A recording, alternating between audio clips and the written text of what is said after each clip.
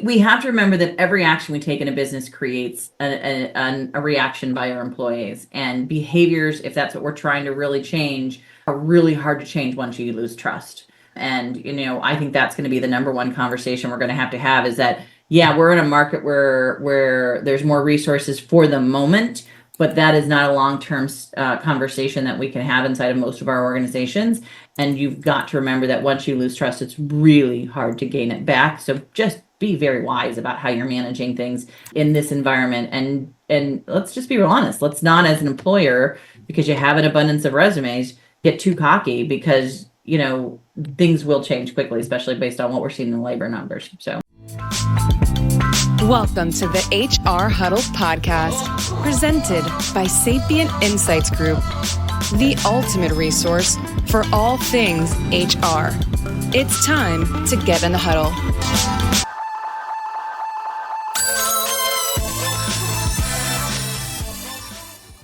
Welcome, everyone, to Spill the Tea on HR Tech, where we focus on the hottest HR tech news everyone needs to know to be in the know. We break down the news of the week, and we help you make sense of what it means for our industry and how it can impact your organization. We are recording today on March 13th. We're almost to St. Patty's Day. That is my youngest son's birthday, so always a big day for me, Cliff. So I do love St. Patty's Day, but we're wrapping up towards the end of first quarter for those who are on an annual spread. So we're going to be focusing today on bringing you all the news that you can use this week. And I'm your host, Stacey Harris, the Chief Research Officer and Managing Partner for Sapient Insights Group, a research and advisory firm. And joining me today, as usual, is my co-host, Cliff Stevenson, Director of Research and Principal Analyst for Sapient Insights Group. Cliff, what a week for tea. We were busy last week. I'm pretty sure we're going to go over this week. There's a lot of things that are brewing. What's all the areas we're going to be talking about today? Well, we're going to start off by talking about where we'll be at some of these big holidays, including Cole's birthday on early or mid-March coming up, St. Patrick's Day. Cooking a special dinner tonight for him because we won't be here next week. Yeah. Yeah, that's so exciting. You told me we were going to be cooking. I'm very excited by that. We do have some M&A and some acquisitions, quite a bit. We're going to be talking about AI. I don't think that's any surprise, but in a lot of different directions. So that's pretty cool. We're going to be talking about frontline workers that we have known has been kind of a hot topic, happens a lot of times during these moments of economic uncertainty, but just really kind of cool stuff, cool uses of technology, interesting directions for things to go. We've got some people movement, and as you mentioned, we had said we've had so many news stories, so much M&A activity, and we got some reports out that actually shows this. We're data people. This is what we believe in. So we kind of knew it anecdotally, but to see some of these reports come out, and we're going to talk about that, about what's happening in the HR tech industry as a whole, spilling the tea there. And then, we want to talk a little bit about some new tools that are coming out from companies you may have heard of, some you may not have, and some reports that have come out just in general with some very interesting topics. And if we have time, we might even talk about some legislation affecting AI. And if not, then we will make sure that it's in the show notes. In the show notes, yeah. I mean, there's a lot to cover. Legislation is on everybody's mind, but the problem is we don't know where it's going to land, right? Right. So we'll talk a little bit about all that. So just real quickly, where you can find us over the next probably 3 to 4 months right now is next week, you and I will both be at iSolve's user conference analyst event that they're kind of doing March 16th through the 18th in Scottsdale, Arizona. That's going to be really nice. We're going to get a chance to talk to a couple of customers. We're going to get a chance to talk to several of the iSolve team members to learn more about what they're doing right now and how they're sort of doubling down, I think, in what we'd call the upper SMB or lower mid-market space. And so that'll be exciting to hear a little bit more about. And then Cliff, you're going to be in Las Vegas as well, kind of jumping on a flight over to talk to ADP's doing an executive summary group, March 18th and 19th, and you'll be over there in Las Vegas. And then I'm going to be going April 1st to Anaplan for their customer event in New York. So let's hope the weather is good by then in New York. So please let me know if it's going to get any better up there. That we just booked that one because we've been having some conversations about workforce planning and where the market's heading. I had a really great conversation with a good friend of mine, Rupert, recently about how this market is changing and shifting. And so we're going to bring back some data on what's happening in the Anaplan space. Rupert Murdoch? No, not Rupert Murdoch. Sorry. No, I have to go look what Rupert's I was going to say, I don't know before. any Ruperts, but oh yeah. So then we'll have a webinar that everyone can join in on, right? Not long after that. Yeah, Rupert Bader. See, I knew it was a B, but now you're asking me to look up last name. Oh, sorry. I don't know many Good Ruperts. friend of mine, Rupert Bader, who has been in the workforce planning space for a long time, and we had some good conversations.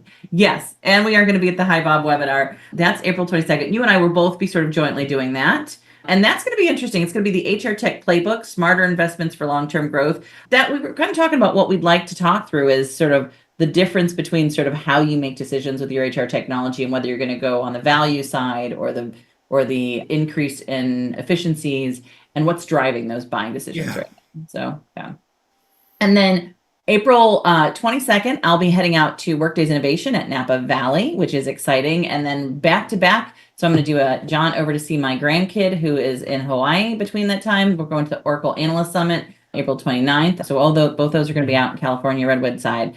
And then Cliff, I'm going to be doing the iSolve People Connect May 6th and 7th, do another keynote there, speaking to the regional event. And I'll then be heading over to Unleashed to do on May 8th to do a presentation on, it wouldn't be surprising, AI, but we're going to have one of Workday's customers who will be presenting with me, and we'll be talking about how they're investing in AI on a practical level. And then you'll be at WorkHuman, right? Where's that going to be at? That's going to be over in Denver. So at the Gaylord there in Denver. That's always a really good event.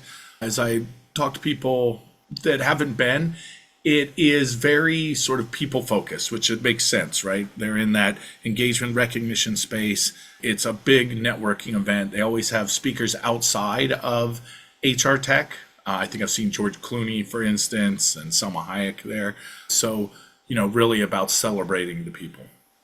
Yeah, and usually right about now we are going to Qualtrics, and we didn't get to do that this year. Qualtrics is doing, I think, Aguilera. So I know Tammy was letting me know. So it is always good to see some of these outside speakers and people talking. So, but we'll be wrapping up the UKG event. Then they do their analyst day in Miami on May 22nd. Cliff will get to stay in the Florida area. I will be traveling down by then. Hopefully all the weather will be turned up in a positive direction. So it's going to be a busy couple of months. And then we have one last event happening in May. So you and I will be then flitting from Miami back to Las Vegas again for Cornerstone's Spark event, which is May 27th and 29th. I'm speaking at their executive round track. Cliff will be attending and doing some podcast sessions there as well. So exciting stuff. And then we got a lot of other things after that. But Yes. we've decided we're going to keep it to the 3-month windows, guys. I think that's a lot really for 3 long. months. Yeah.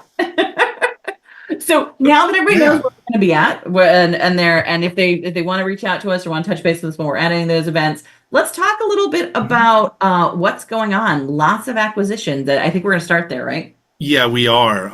It's hard to know, what's the biggest one, but I think the one people have heard of will be Deel acquiring Safeguard Global's payroll division. I always have to be careful here because I've heard it reported as acquiring Safeguard Global. It's just the payroll division, but that's still a major part. And we're going to talk a little bit too. There's been some interesting analysis done on sort of the motivations and everything that brings. But, in general, what we're doing is just basically adding a lot more global payroll abilities, really getting into the ability to serve different types of customers in different geographies. And so also this brings in some of the Workday partnerships as well, right, Stacey? Yeah. Since Safeguard has that partnership and agreement with them. So, basically it is an expansion in terms of reach. And as Thomas Otter, I think, will go into his in detail more, believes that this will be a revenue generation, if I believe. Yeah, I think this is really basically. I'm assuming that Deel's gonna be taking the Safeguard payroll customers and trying to move them onto the Deel platform. That would be my expectation on this, right? It's not filling a hole for them per se. Mm-hmm. It's acquiring customers to some extent. What's as interesting is what Safeguard Global is keeping. And I don't know all that, so we don't have all those details. It's one of the conversations. Safeguard shows up a lot in our data, especially for global payroll, right? They're one of the largest global payroll providers because they have sort of the aggregating model. What I didn't hear in this, and I think we're going to get more detail on, is Safeguard's employer of record business. I'm assuming all that's staying there. Their contract management business, their outsourcing of HR business, all of that stuff I think is staying with Safeguard Global. My expectation would be they've got a big sort of global recruitment business. And then, so we're really just getting what is the global payroll from what I'm reading in the newsletters, and we'll get more details on this. But I think that kind of emphasizes what we're seeing happening in the market, which is this sort of separation of the services from the software and the technology. And there's more and more of that sort of, do I get them all in one, or can I keep managing a new technology and all the updates you got to have with the new technology, and manage all the services and all the outsourcing models? And some organizations are doubling down. ADP continues to show that you can bring these together, and that's a big part of what they're offering. And then you get someone like this where you're kind of seeing them separating. So that's going to be, I think, part of this conversation as we look forward, especially global. Global's really hard to do services and tech at the same time, right? Oh, absolutely. And we've seen stumbles there before. Yeah. So being aware of that and moving forward will be a big part of any possible success. So for the next one, I'm going to caution anyone that's listening to this with their children in the car. When I say that BTS is acquiring Soundboard, I do not mean the K-pop superstar band BTS. I know that there's a lot of stans. This is BTS Group AB, which is a global consultancy. Think BCG, Boston Consulting Group, or one of those writ large. They are acquiring Sounding Board. Sounding Board was a fairly new company, founded in 2016. We knew them, of course, as doing coaching and leadership development. A lot of the work that we do as well at Sapient Insights Group on some of the change management and leadership development is something they had done on some more of the tech side. And so we've been knowing none of them for quite some time. In fact, Christine Tao, one of the founders and CEOs, made a nice post, Stacey, that you sent to me, kind of talking about the motivations and what she expects for the future. And she was very impressed by where they look to be going and sort of the reasons for doing this. It wasn't just a sort of money, but because they wanted to expand the reach and bring some of these lessons into their consultancy practice. Yeah, the big conversation around coaching and mentoring is: are you bringing a platform? Are you bringing a platform with coaches and so there's and Christine was trying to build something a little bit different, where she was sort of creating this network and this platform that would support the coaching models, right? And I think I was excited to see where she's going with this. I also think it's a tough time right now for coaching and mentoring, right? We know that much of the finances behind coaching and mentoring programs and coaching and mentoring solutions were oftentimes tied to, not all the time, but oftentimes tied to the DEI conversations within organizations. And we know as that market is being impacted by the social conversation and the government conversations that are going on, that's having an impact on leadership development around the world. And how do you disconnect or connect or think differently about the conversation if the words like DEI are being challenged within your organization? It's the best way that you can put it, right? And so I think it's a good time to be part of a bigger organization that has, one, more legal capacity, and two, more ability to kind of speak broadly about the conversation on leadership development, because we're going to have this conversation, I think, for at least the next couple of years here in the US, but globally as well. So yeah. And it's interesting you mentioned that, we're going to be talking about some of those topics a little later on from some news that's come out involving HR technology. But the last of the acquisitions is Employ, the group, that has Jazz HR, among others. Clever. Yeah. It has. I was just going to, because they're called Employ Inc., but they have a group of Jazz HR, Jobvite. That was the name I couldn't remember at the moment. Those three had been combined under the Employ brand, right? Yes. And in fact, Steve Cox, CEO, met with us personally at HR Tech this last year and talked a lot about their vision. And so this is a big part of that, right? Because Pillar is one that you already knew, Stacey. And in fact, you had highlighted about, this will be interesting because of the tech that they have. So Employ acquired Pillar. So Pillar is also very new on the talent acquisition side, but another sort of AI focused tech, would you say so?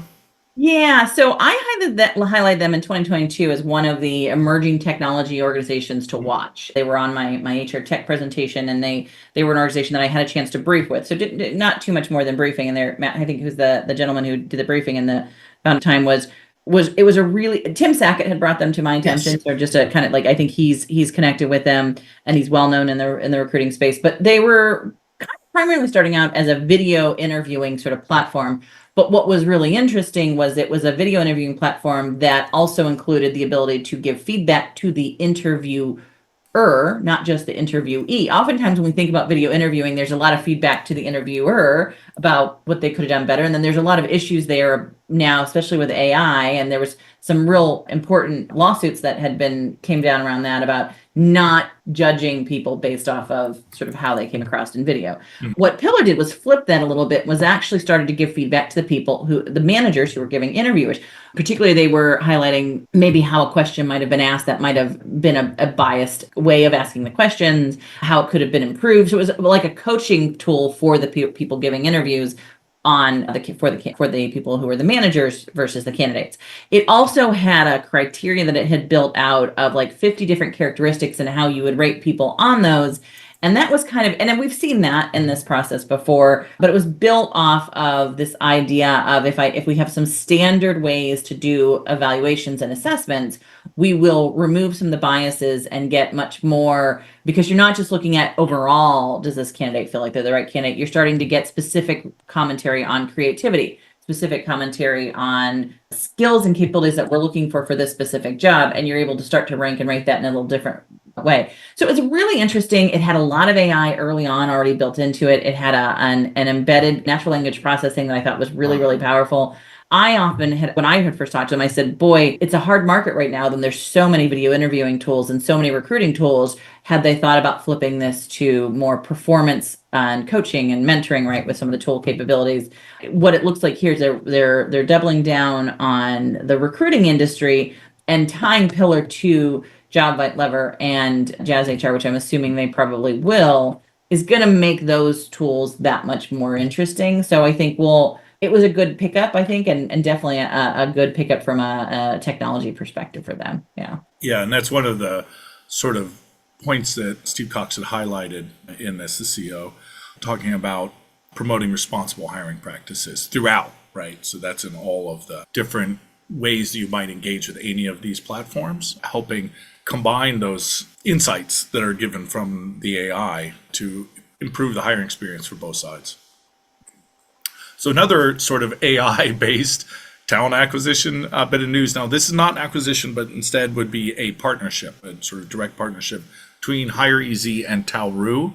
hireEZ is an AI, they call it AI first. I just call it, AI-enabled talent acquisition platform. It uses AI in all the forms, right? Through the sourcing, through the recruitment marketing, all of that stuff, and the analysis is with Talroo, who does recruitment marketing / advertise specific for frontline workers and tradespeople. As we know that they often work in different boards and different areas to be found. So to combine all of that, I found pretty interesting, and I think it's a signal towards something we have noted on the show prior, that during moments of economic uncertainty, which we are definitely in and are going towards, I'm not trying to jinx it, that's just where it's at, we see more people that are going to be in frontline workers and a greater reliance on them. And so being able to quickly get those people into your organization and find the right people for different types of works, for all sorts of contingent labor, will be key. And so I think this is another signal that the market knows this and is looking for ways to be sort of exclusive partners and work together to do volume hiring of these types of people that don't sit in traditional spaces that we might see it as sort of knowledge workers. Yeah, and I don't know hireEZ or Talroo very well. You probably know them better than I do. But what I am intrigued by is this. We know the frontline worker model has been a conversation that's been around for quite a while. We were asked to do a couple of sessions on it last year, and they were very interesting. What I think is also interesting is this trade worker model, right? We added trades as an industry to our data set last year. I think the year before. It's over the last 2 years. And it had pretty quickly jumped up to like 6 or 7% of our data set, right? Like it was, we have a lot of industries like agriculture, it's like 1%, but we still have it because, people are tracking it. But the trades, I think, is an area where we're seeing not just because it used to be just single shingle trades was a model, right? We are seeing more companies that are trade based that are growing and rapidly growing and becoming regional and becoming specific in their sort of very focused approaches in the market. And so I do think as an industry that's growing rapidly, and we're going to see more of that, and the need for training in that, because that is the area where one of my favorite things, there was an AI conversation I was listening to just the other day by one of the people who does sort of MIT education in it. And his comment was, I asked one of the robot makers about when's the next time that how quickly am I going to see a robot who comes and replaces my hot water tank? And he's like, the guy blanched and said, no, probably not in our lifetime, right? Like that is an area where we are unlikely to see AI do replace the whole role, but they will improve it. And so we are looking at that sort of need to have bigger companies in that area, right? Yeah, and it's interesting too. I think it also speaks to a broader thing that's been happening over the last 10 years or so, which is the democratization of HR tech, meaning that we are seeing HR tech used in areas we didn't see. It used to just be like, okay, it's in these type of workers and this sort of space need these tools. And now we see it in small businesses, right, that have access to these things like, compensation management and being able to hire people in different areas and get access to that data and think strategically about these things because they have access to the technology. And that was going to be the case for frontline workers too, as we see learning and training push to POS systems or, on the job sort of work, on demand pay that would be, only of interest to certain types of workers, et cetera, et cetera. It's interesting because, a lot of these companies, even we see it in the advertising, we see the UKGs and the Workdays on sports things, and everyone's going, well, who are they? And I'm like, well, I actually know that one. But it shows that they see a broader market. More people need this sort of tech. And I think this is once again like, okay, let's take this that we used to use for just a specific type of worker, and now let's combine all this. Let's give access to these tools, and so you can quickly find the certifications you need that are so important for trades at a glance that may not be as important in some other types of work, but so different types of tools for different people. So that's pretty interesting. Speaking of sort of broad-based appeal, we have some people movement, right? So we see Stephanie has been promoted to Executive Director, Workforce and International Labor Policy at the U.S. Chamber of Commerce. So yeah. This one, I think, because you and I were like, you're like, why did we post this one? And I had called her out because one, I've seen Stephanie write early on about the labor shortage market, right? Like she's been a voice in this space about labor shortage market and what's coming and what's impacting that, because it doesn't feel like we're in a labor shortage market right now because there's so many resumes and so many people out of work and a lot of layoffs going on. But in reality, we know it at a certain point, we're going to get to a point where we need people to do the jobs, and there's just not going to be enough people to do the jobs. And she's been talking about that a lot. So I was excited to see that she had been elevated to that executive director role here, because I think we need people who have that understanding in those spaces, right? Yeah, and also I noted that she is directing the U.S. Chamber's data center initiative, right? So taking a more data-centric approach to these and not just going, well, it doesn't feel like that. And it's like, oh, here's what the data says, so you can make more future-looking decisions, something that we are very keen on at Sapient Insights Group and certainly on this show. The other one of note was Andrew Taylor joining SalaryIQ as their Chief Technology Officer. Interesting, Andrew had joined previously at Alight doing some engineering. And I think that's really important just broadly when making these sort of hires, taking someone from the engineering side into these executive roles, I think helps, especially when sort of crafting these policies. Exactly your example of the person talking about what are the possibilities for fixing a water heater, or how could we use this technology, right? How will these robots help? If you get someone from outside, that's kind of done more, and I'm not saying anything bad about academia or theory, but doesn't really understand the technology, but they're the ones making the executive level decision, you might end up getting a Boeing, right? You might get here's what we could do to save money rather than here's what we could do that actually is within the realistic vision of the product. So I just enjoyed that background, right? So. Yeah, SalaryIQ, I think for anyone who doesn't know them, is a provider of cloud-based benefits administration and communication solutions. And as Cliff had noted, Andrew's previous role was as leading the healthcare navigator and platform engineering teams at Alight, which I think what we are seeing is the benefit space is changing dramatically. I had quite a few conversations about this just the other day, is that there's a real sort of shuffle taking place around what is a benefits platform. How do we get out of just administering, and how do we get into managing and strategically thinking about benefits, particularly here in the US, where it's such a big part of cost for employers, but even outside the US, where it's becoming a differentiator in gathering talent for many organizations. And so we really do have to think a little bit about sort of how we're rethinking the benefits platform. And I'm not surprised by this move, and by seeing more, we're probably going to see more moves in the benefits place. We just saw PlanSource get a whole new sort of leadership team. They've got their new marketing team. We're getting ready to have some updates with them. We know Aptia has come out from under Mercer, and they're doing a lot of new things inside of what they're doing. We've seen a lot from Alight themselves, also rebranding, refiguring it out. I think we know that Workday just launched their wellness application. We're going to see this market shift pretty rapidly, I think, in the next 2 years. So it's a space to keep watching for both new approaches to doing it strategically, but also new sets of data to help us make better decisions, both at an employee level and a business level around this. Yeah. Yeah, absolutely. And as you said, as we've been talking about, it seems like there's been a lot of M&A activity, but Drake Star put out a report that we saw a lot of chatter about. We were kind of collecting the best commentary or some of the best insights that we saw. I'm going to be referencing Anita Latink's commentary, her sort of insights on this report, but we'll also have the link to the report itself in the show notes. So take a look at that. But what it showed was that we saw Q4 had the highest level of M&A activity in 2024. And it's looking like it's going to continue into 2025. There's a great trend line that you can see on there where you see the sort of NASDAQ composite, right, on sort of, it's going up, it's certainly going up, but you'd have to be blind not to see the sort of pink line that's above it. We did not pay to make sure it was pink, but the actual HCM activity far outpaces it and continues to go up. So just really amazing stuff. So there was, company expects 9.4% annual market growth in the HR tech space. The number of M&A transactions has been climbing, both in deal count and value, meaning not just that we see a lot of them, but there are of increasing value.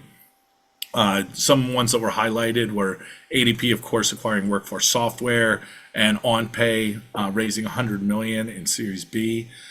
So it's really impressive, and it's nice to see that because, as I've mentioned, this is a period of volatility in the economy. We're heading towards globally down period. It has happened cyclically. I'm not trying to again be the doom and gloom person, but in our space in HR tech, we see, because of something Stacey mentioned earlier, people are looking to get, they're saying we need the greatest value. We need to know what's going to happen in a shortage. We need to have the ability to meet our client needs. Just because things are down 5-10% doesn't mean that it's completely wiped out. We just need to extract the greatest value we can out of the goods and services we provide. And so we need the right people, and we need to make sure that we're being efficient and effective. And clearly that we're in the right space to be. So yeah, a bit of positivity to offset it. I was going to say, I'm like, I know, sometimes as we're listening to the news, there's a lot and it's overwhelming, but I think, we saw a huge uptick in investment in HR based applications coming out of COVID. It dropped quite a bit last year, kind of went off a cliff almost last year. And that's part of what we're seeing is sort of a re-pick back up again. Some of it, to be very blunt and honest, as you're pointing out, Cliff, is that it's a good time if you've got money in the bank to pick up technology that, might not do as well through what could be a recession, right? And so this is a good time to pick up on talent, a good time to pick up on applications, but it's also a good time, because of what's happening in the AI market, to get ahead of competitors by, pulling out those elements where people have done the R&D that you didn't have to pay for, right? And that's a little bit of the conversation we're going to have in a minute. And it kind of leads into the conversation about what we're seeing in the broader benefits payroll space, right? Yeah, in fact, PlanSource, this was very recent, last couple of days, they've said they're heavily investing in AI in ways to help HR teams to, have chatbots. This will be powered by ChatGPT, but also generate reports, data visualization tools, all with an eye towards increasing efficiency. It's well known, PlanSource, if anyone would know this, costs for healthcare are going to go up, right? So that's going to, again, increase that pressure to be efficient, to be effective, to give value to your people. And way to do that is going to be for them to increase the amount of AI tools that they use. So across the board, they are looking at ways that they can help give those insights, answer questions, not just the simple sort of chatbots of, okay, it sees a keyword and moves on, but to really make predictions and help you understand how to, better administer your benefits for your people and for the people themselves that are using it to get the right answers they need in a timely way. Yeah, PlanSource predicts based off of their data, and we'll have to see if this holds true. But we know cost for healthcare for employers expected to rise for the healthcare costs for their employees, particularly here in the States, but it is global, has been rising every year for the last several years. But they're not estimating another probably 7% increase over this next 12 to 24 months. And because of that, organizations, as I've said, are looking for ways to better understand. And so they're announcing or unveiling their AI plans and roadmap. But it's always kind of an interesting thing when a vendor kind of launches their roadmap, not all the tools quite yet. So I think, part of this is getting ahead of the conversation for where PlanSource wants to be and where they want to be known for. And some of it is saying, hey, there's a new way to think about benefits. We have to be part of that conversation, right? So I was pleased to see them come out with this. I think this fits with the new team conversation. Like I said, we'll get more updates here in another couple of weeks. We do our briefing with them. Yeah. That's right. And speaking of exactly that, difference between that, Engagedly launches an entire agentic AI framework, right? Using AI agents across their platform, their talent management writ large is Engagedly, right? So then they will have a supervising, what they're calling a super agent, but basically just a coordinating AI agent called Marissa AI that helps bring all those together. This actually reminds me of something we talked about, I think 2 shows ago, about Workday putting together a model of keeping all of your AI sort of under register, right? So an employee of record for AI agents. I think that's a little bit of what they're trying to do. Yeah. So that's kind of interesting that they're moving in that way too. But again, using AI across a bunch of different ways, helping with goals and task management. Again, with any of the data and insights that need to be pulled, we've seen value in that. That sometimes can be time consuming, and it's something that AI can do. Again, I like to see this move towards using an AI and using an AI framework in ways that help sort of ease the burden of people rather than replacing people, right? Rather than saying, okay, this is something we know you can do, but here's a way to do it faster. And there's also less worry about anything sort of going wrong. We may not have time to talk about, but that's always concern of like, there needs to be human oversight of this. And here we're saying, look, we're just trying to find ways to give you information and to highlight sort of interesting tidbits that might be coming out of here that you should be aware of, that it would be hard or impossible for a human to see, and bring those up.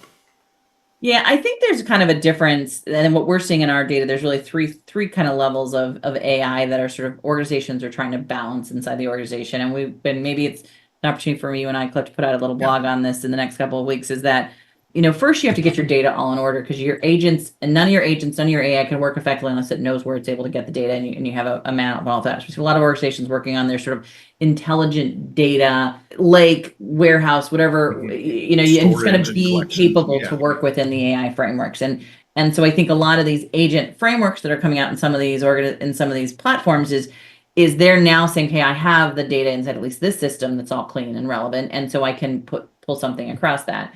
And then there's kind of 3 levels. The first level being that we're seeing organizations really think about AI specific insights, which means guidance. And that's different than agents and chatbots. Mm-hmm. AI guidance is something that you have to understand where that's coming from, and to use it, you have to have good judgment. And you have to have good understanding of sort of how to read AI specific stuff coming into you. But it is, to your point, seeing all of those things that you oftentimes are missing. The second level that we're seeing, which is oftentimes where there's a lot of confusion, is what we call AI chatbots. So they're a little bit more like help tools, right? And some of them have brand new, all in agentic AI. Some of them just have what is traditional machine learning algorithms with some constant feeding and updating. And those are just as good at what they need to do, which is sort of gather data and information and share it back in a way that makes sense. The agent model, from what I can understand, and most of the time we're talking to organizations, is agents tend to be technology that can do the work for you. But here's the most important part is that it still needs a human oversight, right? It still needs to be managed. And because it basically acts like a human being, a lot more like the RPA, but with the ability to learn and overcome challenges, where an RPA is more guided and flow managed. So this world needs clarity, and I think we're going to have to keep working on it. But it's a really important component. And I do think that these frameworks and these models these organizations are putting out have to be watched carefully for all of that, right? Yeah. Well, that's interesting because it's such a good segue to something Steve Thomas wrote. So I would, if you don't mind, I want to jump to that really quickly. So Steve Thomas on LinkedIn, he had put out his thoughts on what he saw were some pricing models coming out. So sort of the way that AI agents are being sold. Now, again, this isn't when they're embedded within an HR platform. He's talking broadly about how they're being approached to the market. And he saw it as 3 tiers: the knowledge worker at $2,000 a month, software developer at $10,000 a month, and a PhD researcher at $20,000 a month. And he pushed back on this because, almost for the reasons you said, is because at its heart, an AI agent is just, you said, right? It's autonomous, self-improving software that connects complex and unstructured data sets, right? And so, basically it's taking all of the sort of information you've got and bringing it up, and it's sort of more human-like model. So he says there shouldn't be tiers. If it can do it, it can do it, more or less. But he says something like an employee question on benefits and answers. And it's like, okay, that can be in that chatbot model that you just mentioned, Stacey. This doesn't necessarily require that it, there should be a different sort of pricing model. But that's kind of, he's putting this as an opinion. It's not necessarily, our opinion or anything else, but it does go to that. And the people are starting to think about that in these tiers, so much so that even the pricing model is coming out of the complexity that is needed to do. But I do think it's a good way to reframe it in the way you said, to get people, as always, thinking about what is it you're trying to accomplish. Not what could you do, but like, what do you need to do? What do you need to do? What's the outcome we're trying to achieve? If we got to keep going back to the outcomes, if I can just remind people, they do a lot of cool stuff. You got to have an outcome you're trying to achieve, though, right? Absolutely. So, going back though to some AI information, stuff that's going out. This one's a little more in the traditional. Of course, there's going to be some AI backing, but this is Salary.com's tool, SalaryIQ, that it will now be in 30 countries. So this is a compensation intelligence tool. So of course, we know that all of these tools have an AI backing, but that's not really what they're pushing here. What they're saying here is that we're taking all of this data, all of these data points that we've had for some time, and now allowing it to reach out to a more global audience using all of their. They have the proprietary AI that they use for that, but they understand that the real value is in all of the data that they've been able to gather, right? And taking all of that across all these and give it some time to gather that historical data before using it for any sort of predictive models. And they now feel comfortable doing that and launching that. So you can sort of anticipate these broader economic changes and make your own decisions accordingly. Yeah, I always tell people, if you really want to understand skills and talent and the amount of data that you can gather in the market, I would highly look at all of these, what we call compensation solution providers. And there's not many of them in the market, right? It's a pretty small market. We're going to talk about 2 of them here just today. So this SalaryIQ, I think, is a really interesting one because it is directly connected to what we're seeing happen in sort of the general talent management market. We're seeing talent intelligence platforms come up, right? And I put quotes around that. And I don't usually do air quotes, but talent intelligence, the term has been sort of used and bandied around quite a bit. And there's not really a good definition for it. The definition we have, at least in our research, based off of the buyers, what the buyers are putting budget towards, is they're looking for technology that will help them gather insights externally from their company on compensation, on skill sets, and on data from sort of the market as to what are the newest roles that are coming out around all those things. So it's three things we generally see. It's usually a request for compensation, a request for skill sets, and a request for sort of job roles, and understanding how those are all sort of being mixed together.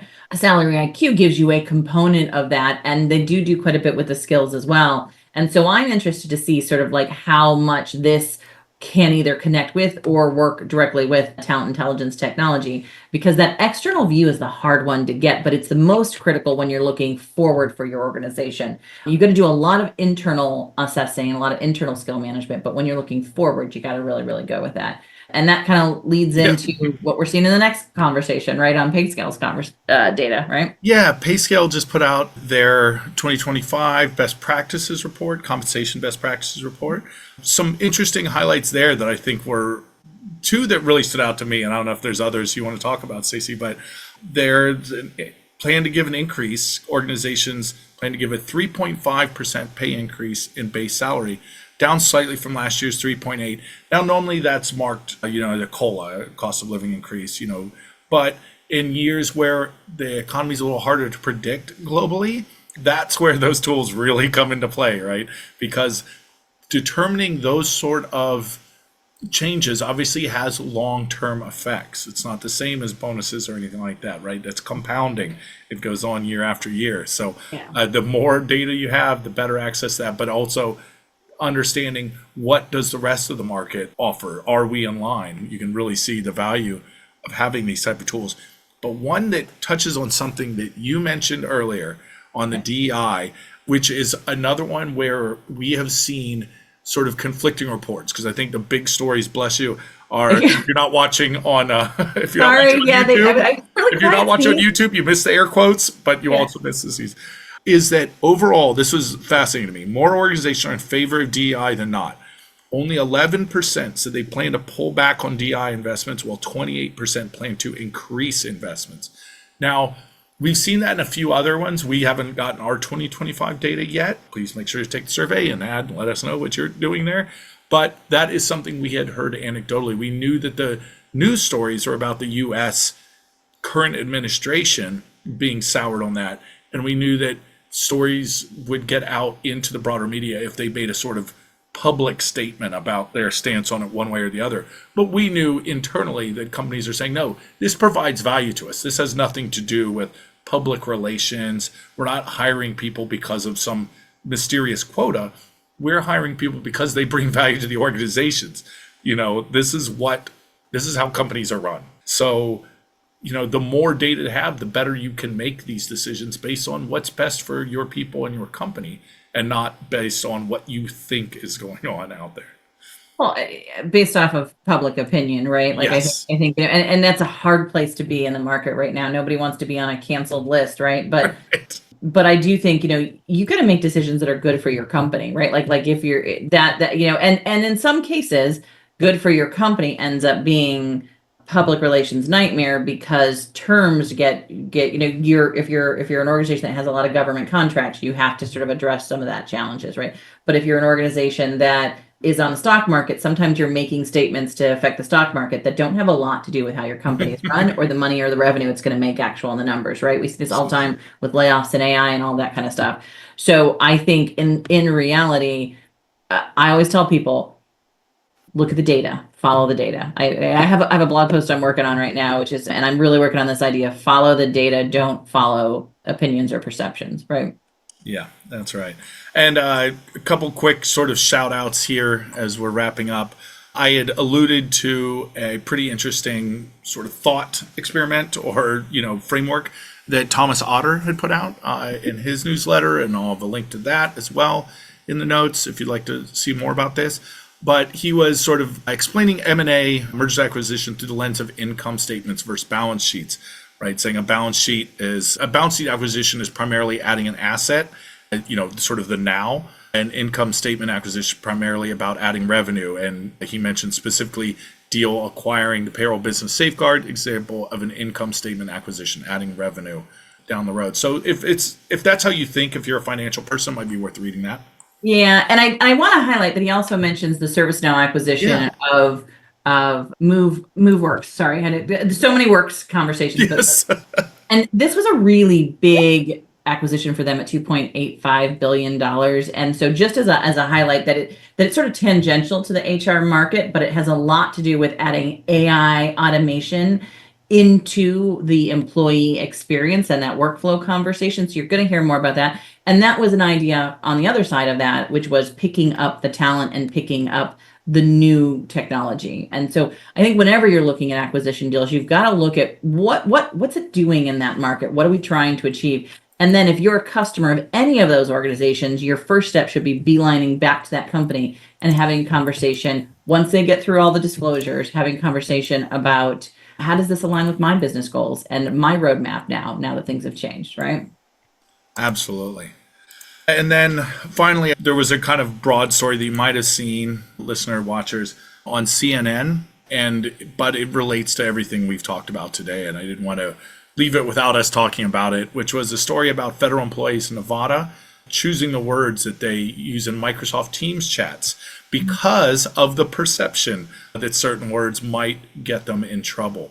And I think I am interested in this because there's so much possibility and value and ways that we can make our jobs better and more efficient by using some of these tools like natural language processing, right? When we use these tools to elevate people or to recognize work or to find interesting things in the data, right? Those are positive uses. And whether you are a buyer or a seller of these, how you frame the why of these tools is just as important as the what of these tools, right? Not just what can it do, but why would you use it? Because this is what will happen. People will see, oh, this is recording all the words I use. And if you say something like, we'll make sure that you're not talking negatively about our company or even do something, even if you don't say it directly, but in some way you find people getting in trouble. If you're using it for that method, people are going to know, and then you're not going to get honest feedback, and the tools will become useless if you're using them in this way. So again, it's just sort of a cautionary tale, but it has it just has a lot of meaning for those of us that are in this sort of emerging HR tech space to think about how we use these tools and how we present them, because we already have seen a bit of pushback on, I don't want this replacing me, or, I don't want this sort of job. There was one story that came out of California about senator there trying to say there has to be human oversight. It can't just be AI making these decisions. Well, that doesn't exist right now, but it shows that people are sort of concerned about that being a possibility, so much so that there should be legislation. So anyway, just an interesting story that is clearly, again, breaking out of just the HR tech news all the way into CNN. Yeah, this one really, it threw me. And when you and I were talking about this one, we have to remember that every action we take in a business creates a reaction by our employees, and behaviors, if that's what we're trying to really change, are really hard to change once you lose trust. And, I think that's going to be the number one conversation we're going to have is that, yeah, we're in a market where there's more resources for the moment, but that is not a long-term conversation that we can have inside of most of our organizations. And you've got to remember that once you lose trust, it's really hard to gain it back. So just be very wise about how you're managing things in this environment.